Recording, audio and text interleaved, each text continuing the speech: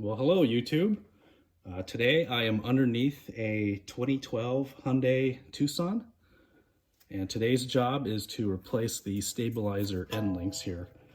The other side was very worn out and was causing a rattling noise in the front suspension over very small bumps. The little ball joint in these stabilizer links are fairly known to fail on not just these Hyundais, but any vehicle that uses a similar design. So anyway, first step is to jack the vehicle up, secure it with jack stands, and pull the front wheels off.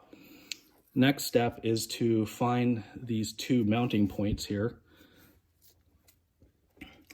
and clean them off. As you can see here, because this vehicle is in coastal Alaska, it's got a lot of crust here, so we're gonna hit it with a wire brush real quick, just to get as much of the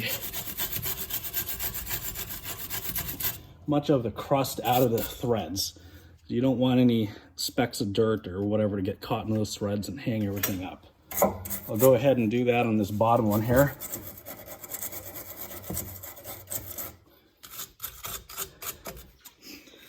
Now, if you're unfortunate and live in the salt belt or rust belt, these will be pretty crusty. So I always give them a good squirt of something like air coil or PB Blaster or something, just to give it a fighting chance. Nothing you haven't seen me do in other videos.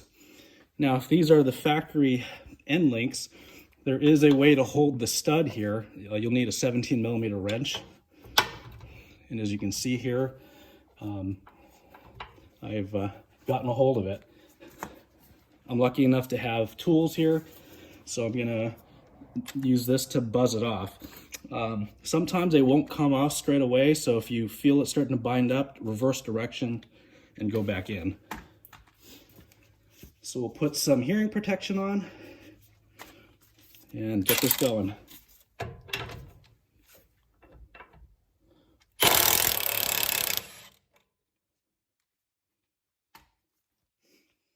So as you can see, we lucked out.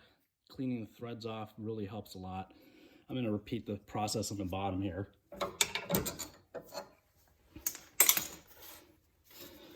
Now, if we're lucky, we might be able to fit the gun in here. All right.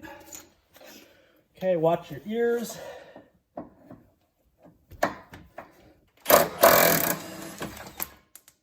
Okay. One stabilizer end link out, and to install the new one is basically reversive removal. I usually use original equipment parts on customer vehicles like this. Unfortunately, with the coronavirus, we've had parts shortages. It seems like I've had a hard time getting certain parts from the Asian manufacturers such as Hyundai and Kia and Toyota. So today we're going to use an AC Delco professional part. There's a part number. I've had pretty good luck with these AC Delco professional parts. I will use them in a pinch when I can't reasonably get the original equipment parts, or if the customer doesn't want to spend the extra money on the original equipment parts. So as you can see here, good quality end link here. It has a similar little notch here that you could put a wrench on. As usual, the aftermarket stuff, sometimes it changes sizes. So in this case, it goes down to a 16mm wrench that you use to hold the nut here. Installation is quite literally reverse of removal. We'll go ahead and line everything up here. Just get everything started. All right.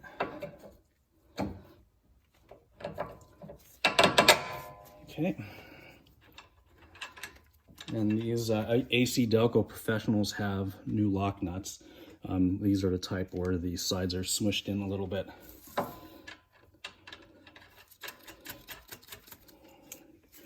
I'm going to use the gun to just give it a quick tighten We will finalize the torque with a torque wrench.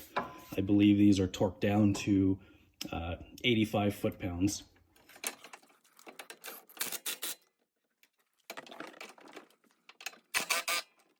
Okay, so now that we've got these snug down with the air or the electric impact gun here, I'll grab a torque wrench and snug them down to factory spec.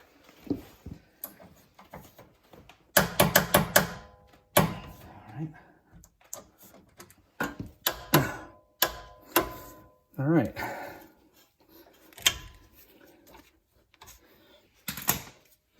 So that's torqued down to factory specs.